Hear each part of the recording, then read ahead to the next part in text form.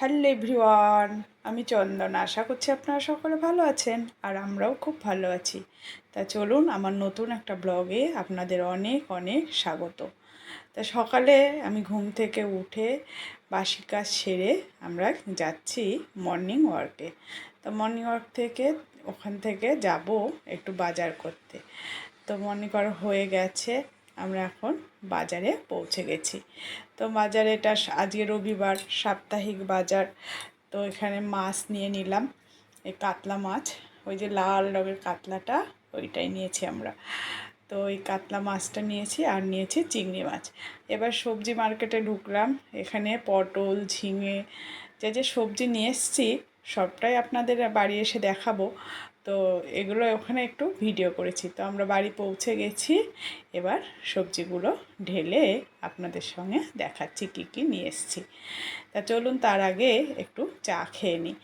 তো আমরা প্রত্যেক দিনই লিকার চা খাই, আজকে রবিবার তাই বললাম বাড়ি আছো একটুখানি দুধ চা খাই।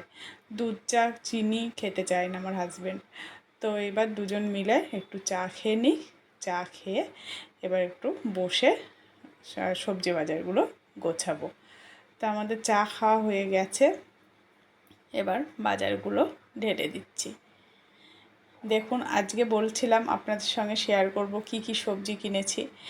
তো কিনেছি কুমড়োর শাক। প্রথমে গিয়েই আমি এটা কিনেছি, আমার এত পছন্দ হয়েছে, এত সুন্দর। আমাদের বাড়ি অ্যাকচুয়াল তো গ্রামেই ছিল, এখন চাকরি সূত্রে এখানে থাকি।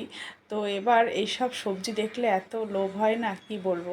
তাই কুমড়ো শাকটা 20 টাকা নিয়েছে। আমি প্রথমেই দেখেছিলাম, দেখে হাজব্যান্ডকে বললাম, একসঙ্গে দুজনেই গিয়েছিলাম মর্নিং ওয়ার্কে, ওখান থেকে কিনে নিয়ে এসেছি। তো এবার বললাম যে আমার শাকটা খুব পছন্দ হয়েছে, আমি শাকটা নেব। হয়তো যাও নিয়ে এসো। তো এইগুলো কিনে এবারে যে ডাঁটা, ঝিঙে, পটল, তারপরে ওই যে নিমের পাতা, এটা পটলটা একটু বেশি কেনা হয়েছে, 2 জায়গার থেকে নিয়েছি তো, তা ওর জন্য একটু পটলটা বেশি কেনা হয়ে গেছে। ধনের পাতা, কাঁচা লঙ্কা, উচ্ছে, তারপর 2 রকমের আলু নিয়েছি, একটা জ্যোতি আলু আর একটা হচ্ছে চন্দ্রমুখী। আর এদিকে এই যে মাছ নিয়েছি, কাতলা মাছ, আর নিয়েছি চিংড়ি মাছ। তো এই মাছেই আমাদের সপ্তাহ যাবে না, মোটামুটি অল্প করেই নিলাম। আর মাংস, মাছ এটা তো মানে নিত্যদিনের নিয়ে আসাই হয়। তো এটা ভালো লাগলো, এইটুকুই নিয়ে আসলাম। এবার ফ্রিজটা পরিষ্কার করলাম, পরিষ্কার করে এবার সবজিগুলো তুলে দেব। তো এবার স্নান সেরে আগে পুজোটা দিয়ে নিলাম। এবার একটু বেলা হয়ে গেছে, একটু টিফিন করতে হবে, তাই টিফিনে করছি একটু পেঁয়াজ আলু প্রথমে ভেজে নিলাম, একটু ডিম দিয়ে, ডিমটা ভুজিয়া করে, এই যে আটার চাউমিনগুলো হয় না, এই চাউমিনটা খুব খেতে ভালো লাগে। তো এই চাউমিনে একটু মশলাটা দিয়ে নিলাম, দিয়ে এবার চাউমিনটা সিদ্ধ করে নিয়েছি, এর ভেতর দিয়ে দেব, দিয়ে ভালো করে এবার চাউমিনটা রেডি করব।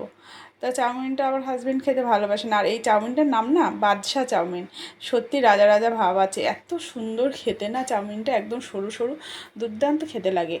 তো চাউমিনটা হয়ে গেছে, এবার নামিয়ে আমি আর মেয়ে খেয়ে নেবো, মেয়ে আবার পড়তে যাবে। তো এবার দুজনে খেয়ে নিয়ে এবার অন্য কাজে হাত দেব।